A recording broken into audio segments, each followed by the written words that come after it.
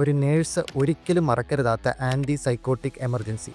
Suppose നിങ്ങൾ anti psychotic therapy start ചെയ്ത് ഒരു പേഷ്യൻറ്റിനെ ടേക്ക് കെയർ ചെയ്യാനിരിക്കട്ടെ.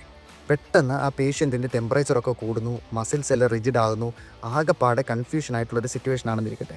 ഈ ഒരു സാഹചര്യത്തിൽ ഒരു നേഴ്സ് എന്നുള്ള നിലയിൽ നിങ്ങൾ എടുക്കേണ്ട ഫസ്റ്റ് സ്റ്റെപ്പ് എന്താണ്? ഈ ഒരു ആക്ഷൻ നിങ്ങൾ എടുക്കണമെങ്കിൽ നിങ്ങൾ അറിഞ്ഞിരിക്കേണ്ട ഇമ്പോർട്ടൻ്റ് ആയിട്ടുള്ള ടോപ്പിക്കാണ് ന്യൂറോലിപ്റ്റിക് മാലിഗ്നൻറ്റ് സിൻഡ്രോം എന്ന് പറയുന്നത്. എന്താണ് ന്യൂറോലിപ്റ്റിക് മാലിഗ്നൻറ്റ് സിൻഡ്രോം എന്ന് പറയുന്നത്? ആൻറ്റി സൈക്കോട്ടിക് മെഡിക്കേഷൻസ് എടുക്കുമ്പോൾ ഉണ്ടാകുന്ന റെയർ ആയിട്ടുള്ള ഒരു കണ്ടീഷനാണ് ന്യൂറോലിപ്റ്റിക് മാലിഗ്നൻറ്റ് സിൻഡ്രോം എന്ന് പറയുന്നത്. ഇത് പല സാഹചര്യങ്ങളിലുണ്ടാകാം. ആൻറ്റി സൈക്കോട്ടിക് മെഡിക്കേഷൻസ് കൊടുക്കുന്ന ഇനിഷ്യൽ സ്റ്റേജിൽ ഈ സിംറ്റംസ് കാണിക്കാം, അല്ലെങ്കിൽ അതിൻ്റെ ഡോസ് ഇൻക്രീസ് ആകുമ്പോൾ ഈ സിംറ്റംസ് കാണിക്കാം, അല്ലെങ്കിൽ കോമ്പിനേഷൻ ഓഫ് മെഡിക്കേഷൻസ് അഡ്മിനിസ്റ്റർ ചെയ്യുമ്പോൾ ഈ ഒരു സിംറ്റംസ് കാണിക്കാം, അല്ലെങ്കിൽ മെഡിക്കേഷൻസ് ചേഞ്ച് ചെയ്യുമ്പോൾ ഇതിൻ്റെ സിംറ്റംസ് കാണിക്കാം. ഈ ഒരു ഡീറ്റെയിൽസ് എല്ലാം നിങ്ങൾ നിർബന്ധമായിട്ട് അറിഞ്ഞിരിക്കേണ്ട കാര്യങ്ങളാണ്. ഇത് നിങ്ങളുടെ NCLEX RN, DHA, hard, Prometric തുടങ്ങിയ എക്സാമുകളിൽ ചോദിക്കാൻ സാധ്യതയുള്ള ഇമ്പോർട്ടൻ്റ് ആയിട്ടുള്ള ടോപ്പിക്കാണ്.